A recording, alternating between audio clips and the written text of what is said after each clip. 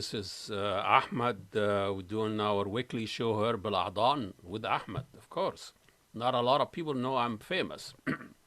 Anyway, today is a very interesting topic. I know with the COVID and pandemic and lockdown and people trapped, cut off of their social network. Friends can't see their friends, visit family, go to restaurants, have a nice lunch or dinner.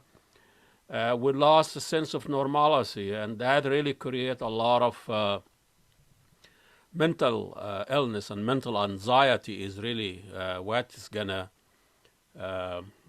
stay behind, even way past COVID. So that kind of anxiety that is unresolved and permanent and with us for a long time causes what our guest today, Dr. Pauline Boss, an emeritus professor at the University of Minnesota. She's been doing research on this type of unresolved grief for like 30, 50 years. And she wrote a book called Ambiguous Loss, and even she coined that name, and which we're gonna hear from her very soon, explain to us what that is. And I really haven't heard that term before until I start doing research about it. I'll just show you some of her work. Here she is, Pauline, Dr. Pauline Boss. She's taught in university. She is even a practice clinic. She, family therapist. Her book, her biggest reference to all of this, ambiguous loss, learning to live with unresolved grief, and that published by Harvard University Press. Loss, trauma, and resilience, published that, and you can see that's what it feels like. It's not totally their loved one, but physically there, but not emotionally also. That is the hardest. Dr. Boss. Yes, I'm here. Here we go. How are you? Pretty well, thank you. Can you hear me? There you are. Thank you. Can you hear me all right? I hear you. Thank you. How about you? You hear me? Yeah, very good. Very good. I like the background. Well, let's say the definition and coin the term.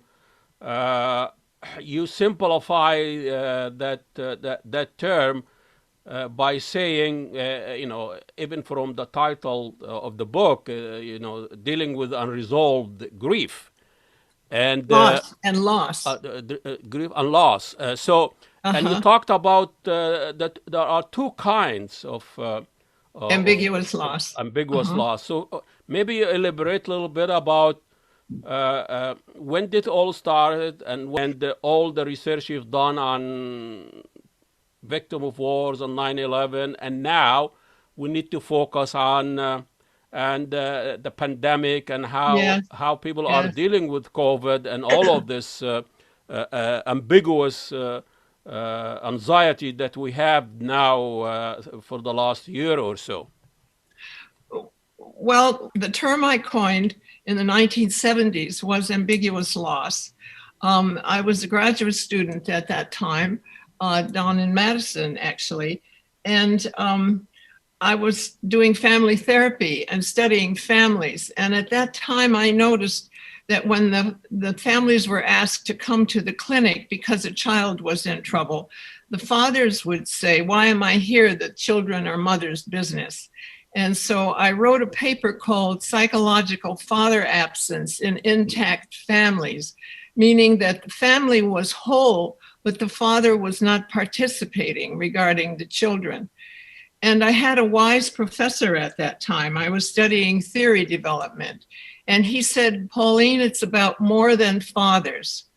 Go home and think about a more general term than psychological father absence." So I did, and eventually I came up with the term ambiguous loss. You know, it could be a mother who's absent. It could be a child who's absent if they're on drugs or if they're somehow physically or psychologically missing. And then I did my research on families who had the man in the family at that time who was a soldier missing in action in the Vietnam War. Mm-hmm. And so I studied the mothers in the family and of course found out that that kind of loss, ambiguous loss, was very harmful to the family. It kept them from grieving. It kept them from moving forward with their lives. Their grief was frozen, is what I called it. Then later on, in the 1990s, I studied families where someone had Alzheimer's disease, dementia. And in that case, it was the opposite. The person was physically present, but they were psychologically missing because they had no memory anymore. So those are the two kinds of ambiguous loss. And in fact, you can have both kinds in your life at the same time. For example, if you have a mother, an elderly mother who has dementia, but you have a child who's on drugs, you have both two kinds at that time. Those would be both psychological missing. Or if you had somebody who was a soldier missing in action, or a parent for immigrants, by the way, far away that you can't visit, that's a physical ambiguous loss. I want to say that as a child, I grew up in an immigrant home. My father was an immigrant from Switzerland, and my mother's family was also all immigrants from Switzerland.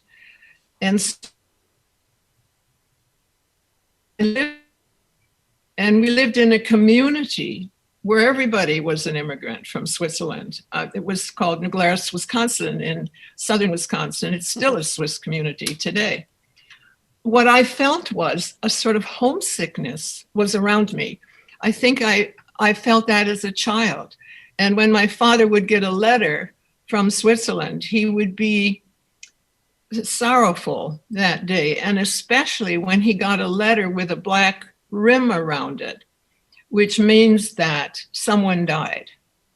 And then he would be grieving. And I didn't know that other family.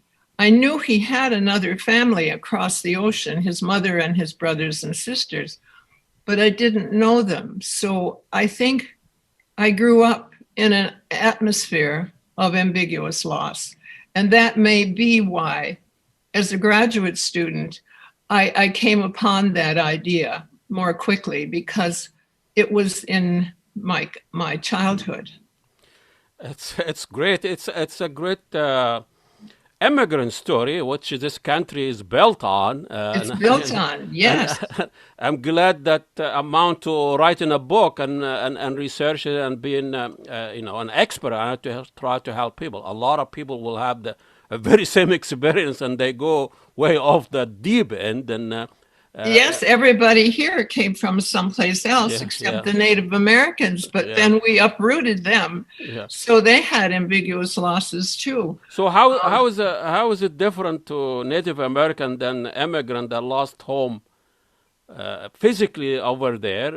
I mean, the Native American, they already have the physical presence of home and land, but they still Well, our history tells us we uprooted them. Unfortunately, there was an attempt at genocide and they were uprooted. So they lost their homes too. They were pushed away from the places they liked to the reservations that we have today. So unfortunately, they also had terrible, traumatic, ambiguous loss. So is there any research about their loss, their ambiguous loss? Yes, there is different? There's quite a bit today on it. Today it is called cross-generational trauma from that kind of loss. And it's also with Black Americans regarding there's the history of slavery when the families were separated from each other and they couldn't even have their own homes. So I'll tell you this, we are a nation built on unresolved loss. We don't like to talk about it. And I've written quite a few books, but in the last one I wrote, I make quite a thesis on this, that we are a nation of unresolved loss and therefore frozen grief. We don't like to see suffering. We don't like to talk about death, and we hate ambiguity. We want certainty. And now with the coronavirus, we're surrounded by uncertainty and ambiguity because it's an invisible enemy that's attacked, in fact, the entire world, the virus. And so we need to, I think, look at ourselves more deeply about what it is that would make us more at peace, not with each other, but also with ourselves. And I think we have to face our losses. We should literally list them. Some are clear losses now. For example, loss of money, loss of a job, loss of home, loss of enough food. Those are very clear and quantifiable. But we've also, the list of ambiguous losses is even longer. Loss of trust in the world, loss of trust in our leaders, loss of being able to be with our loved ones when they are dying, if they are in a hospital, loss of knowing where the rest of our family is because we can't visit with them now, loss of all the rituals and celebrations we had that make life joyful, our kids graduating from college, our weddings, our holidays, our religious celebrations. So we're surrounded with unresolved loss now, and I think it's time to face the great losses we've had in this country, and that it's okay. It's okay to feel suffering, to feel sorrow, that the way you deal with loss is not to find closure on it. Closure is a bad word for human relationships. It's a good word for business contracts. You close a contract, you close a deal. But for loss, we have to learn to live with it. We don't forget the people we've lost and left behind. We should honor them and remember them. And the good old American term, get over it, is very cruel. Move it's on. Very cruel. It's interesting because in a consumer culture, you talked a little bit about our culture and the idea that we should be always in control, and the mastery culture. It's all up to you, and if you get laid off or lost or lost a loved one, as you say, you pick up yourself up and move on, and this is kind of a consumer culture tells us that you can solve all your emotional and all your losses through consumption. You can just go and buy a new phone, a new car, and all these brands promises resolution and closure, but the brand never delivers. And at the end of the day, you are the same miserable person with a new phone, with a new car. So talk to us a little bit about the role of that consumer culture, and as you coined it, the mastery culture, in keeping that, in dealing with that ambiguous loss or unresolved grief or loss, and it is not working. So the mastery culture, yes. Well, it was the Protestant ethic that helped settle America, and you're right about that. The idea was that if you work hard enough, and if God blesses you, you can solve everything. You can clear the plains and build the cities and so on. And for a while that worked, although it certainly dominated minority people at that time, which was not a good thing. But overall, what it has helped us to do is to straighten the rivers and put a man on the moon. I think there's a rover on the way to Mars now, and we've cured illnesses, and now we found a vaccine in record time, and so on. So mastery is a good thing, but it's also not a good thing when you face a problem that has no solution.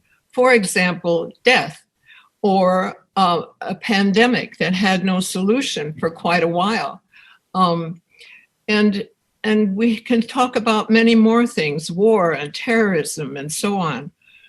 So when faced, and illness, I didn't mention illness, when faced with something that has no immediate solution, we need to switch off that idea of mastery, which, as I said, is a good thing sometimes, but we need to switch it off and turn to a more attitude that some things we can control and some things we can't.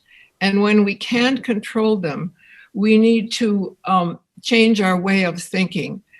We need to decide to accept perhaps the situation. Let's say someone has terminal cancer. You know they're going to die. You just don't know when. And you might say to yourself, both and thinking is what I call it. She is both here with me still, and she is going away. So you have two sides of the story. Regarding the pandemic, we could say, this is a terrible time, and I have learned some new things about myself. So if you switch to that both and thinking, when you were faced with something you can't control and master, that lowers your stress. If you continue to try and fix something that has no solution, then you just burn up your own energy and make yourself sick. For in Switzerland, we would say you keep bashing your head into the mountain. I think also you quoted the poet Renan Rilke. Rilke, Rilke, and I like, he was saying that we need to be patient toward all that is unresolved. I mean, what patient is he talking about? Is it the same thing you're talking about? It's the same thing. He's using different words, and in other words, if you keep saying, I can fix this, I can fix this, let's say it's somebody who has a terminal illness, you miss being with them, fully present with them in the last months of their life. Or if it's some other problem, there is always something you can do, by the way. Let's talk about the pandemic. For example, we couldn't stop the virus. We didn't even understand it. But our scientists were telling us what we could do. We could wear a mask, we could wash our hands, we could socially distance. That gave us some mastery over our own safety. But some other people, as you know, interpreted that a different way, more absolute thinkers. They thought it took away from their freedom. And so they said, by gosh, I am not going to do this. Nobody can tell me what to do. Well, that's mastery that's dysfunctional in a time of danger. And so you sometimes see that people want to be masterful and protect their own freedoms, even when that puts them in danger. Well, also it's a cult of individualism that that alluded that we don't live in a society, that we depend on each other. Exactly. And we need more community orientation. I came from Egypt, and we are, I think, since the ancient Egyptians, we celebrate grief. We for 40 years after somebody dies, we grieve and memorize that person for a long time. We're not intimidated by griefs. Yes, we can learn from you. No, I mean, this is a history, a long history, and I mean, everything is changing now globally, and the internet and social media and all of this. But the idea that that manufactured happiness, that you have to be happy all the time, this is a very unrealistic way of look. It's like infantilized culture that you have to be happy all the time. I don't believe that. Yeah. And I think most psychologists wouldn't believe that, although there is a group of psychologists that focus on happiness. I focus more on, let's try to learn how to cope with stress, because stress will always be here in one way or the other. And sometimes the stress gets so high that it becomes trauma. We've seen that now. and that we as human beings can't be happy all the time, but we should try and manage and understand the stressors that come our way, the pain that comes our way. There's no way to have a life without suffering. Now that's a more Eastern view. It's not a very American view, but it is my view.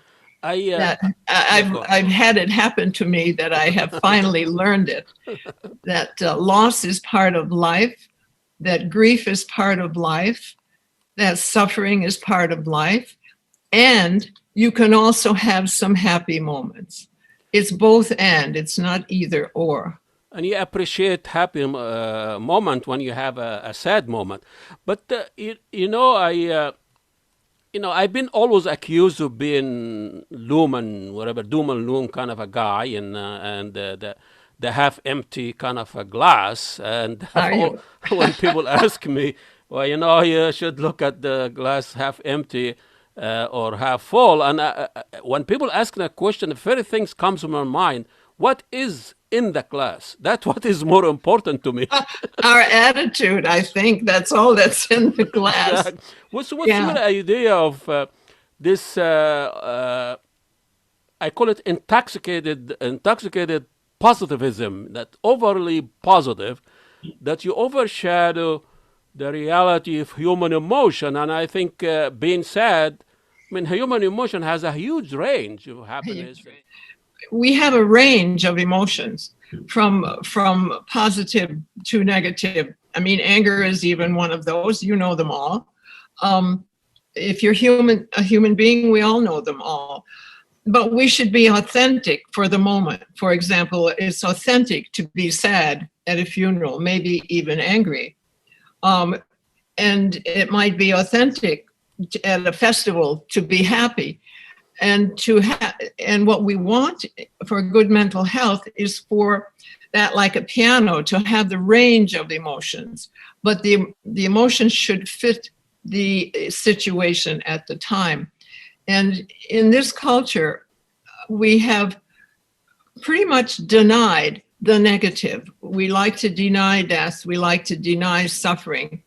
That comes from, I think, the Puritan roots, the roots before those of us who have immigrated, and I think it's not helping us. It also, someone wrote a book about the Republic of Suffering, Faust, who's at Harvard, and she said that our nation is a republic of suffering, built on these unresolved losses from the Civil War. You must know that we're not done with that war yet, right?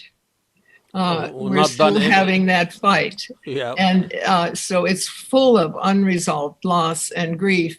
So many missing soldiers on both sides still from that time, and anger and anguish because of it. I think, though, that we may be facing it more squarely today than we have in a long time. And we must talk about that unresolved loss that formed our country. Earlier about our individualistic culture, which you're absolutely right, but that has to change. We have to get back to being more community minded. We used to be. I was born in 1934 and lived on a farm, and we were all about community. You couldn't survive without the help of your neighbor. Now we're a more urban culture, and we need to get back to that because we are, after all in this world together. And you see the resistance to that in the newspaper each day. It's called socialism, but it's not socialism. It's simply paying attention to your neighbor. It's simply the golden rule: others do unto you. And we need to get back to that.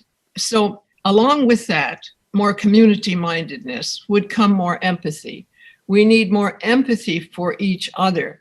We're a very diverse culture now, which is enriching, I think. I've always thought immigrants enrich America, and we're fortunate for that. But we need to have more empathy for each other and get to know each other better. and even though we have differences, we can still see each other as good human beings who deserve our empathy. And so that requires more than thinking. It requires actually starting to interact with each other. And I thank you for inviting me on this program, for example. We But are, we I are interacting here, and really it's yes, very enlightening for me. I think one of the biggest loss we have during this pandemic and COVID is a sense of normalcy, which is a yes, very simple things. We miss the things that we took it for granted. Taking a walk or drive to the park. When the pandemic started, I used to walk to the park every morning, or to take the dog and go walk for the park. But I walk to the park and nobody's there. The air is fresh, but you can't breathe, and the park looked very sad. And I had this conversation with an empty bench that usually people sit on, and I had this dialogue every day. good. I go and document my conversation with this empty bench. Imagine this bench thinking about what happened to all these people, and the bench is lonely and sad. That kind of That's very good. yeah. Try to keep but really it's that sense of normalcy. That's what we miss. So how we gonna gain that again? To just feel taking a walk is not going to cost your life, or visiting your Right. family is not cost your life. That is going to stay with us for quite some time, even post-COVID. Yes. Well, everything's not going to go back to normal. It'll be a different kind of normal, I assume. But hopefully the scientists will, and the vaccinations, everybody needs to be vaccinated in order for us to be safe again. And I've already had one shot and it didn't hurt at all.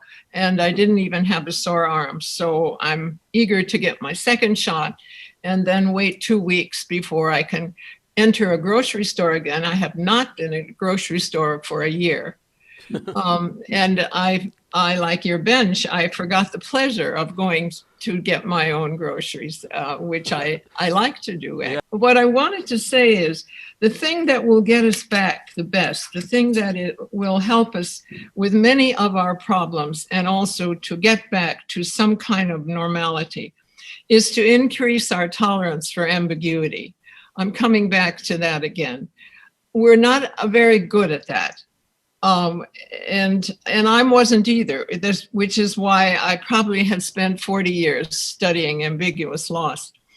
The tolerance for ambiguity means that you are comfortable with new situations, that you like change, that you like to talk with people who disagree with you, that you like things that are unfamiliar, like your park that now has no people in it. But you see what you did. You found something interesting to do. You were wonderful in your reconstruction of something that was bad, and you made it into something that was good by talking to the bench. I think that's just wonderful. People think I'm crazy. Well, crazy wonderful. Yes, I would call it improvisational. Yeah. I don't know if you've gone to improvisational theaters or not, Well, but I that mean, is all our culture is, we are very comfortable with ambiguity. In fact, good. people can actually, I always joke when you ask an Egyptian for direction, they give you an opinion. No expert in it. I love that. I'm glad I'm not driving there. Yeah. Good. Okay. Okay. Thank you so Thank much. you. Enjoy the rest of the day. You too. Bye I'm gonna- bye. I'm gonna-